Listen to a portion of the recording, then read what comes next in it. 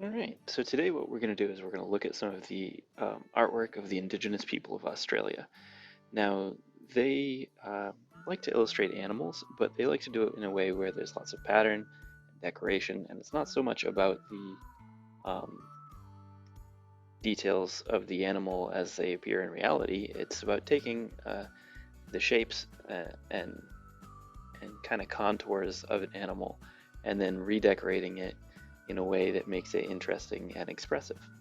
So this is kind of similar to the Franz Marc when we did project we did, but it's got a different tint and it's more about overall composition of your space and making your background something that's just totally not reality. So what you want to do is the same similar steps to last time. We're going to try and break down our animal into the big shapes that make it up, and then we're going to trace the outline, erase the inside, and then redraw in a pattern. So now I'm working from this photograph by an artist that lives in Sugar Hill from when he was in England. It's a picture of some giraffes at the England Zoo. Um, now, you can work with whatever pictures you want, whatever kinds of animals you want. Take your time, try and draw from observation. If it's a photograph or a book or a pet or a stuffed animal, whatever you can get your hands on that you're comfortable with. Now, it's okay if it's not perfect. As you can see here, I have a tough time with these back legs. I try them 2 or 3 times. But get something down that you're happy with. Trace your outline with a harder line. Erase out the inside. And start on your pattern.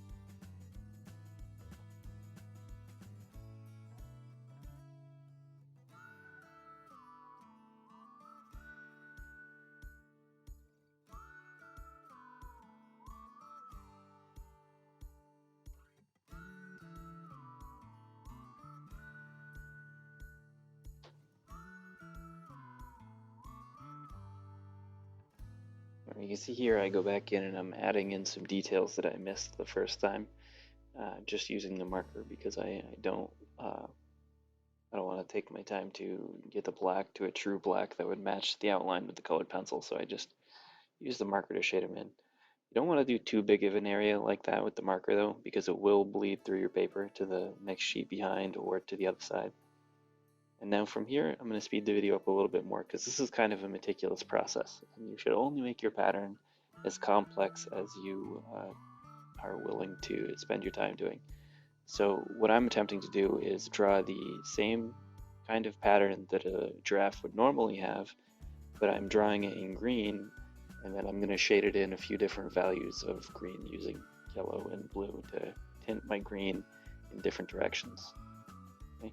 So draw in your pattern, take your time with it, think about why you're making the choice to do the pattern that you're doing, and then fill it in. Okay, the video is going to speed up from here a little bit more. You can watch it if you want to see how I resolve my background and colors inside my giraffe. If you're feeling like you're really ready to get started on it and do your best effort and go for it. And I will see you guys next week or talk to you next week. Hope you're well. Bye.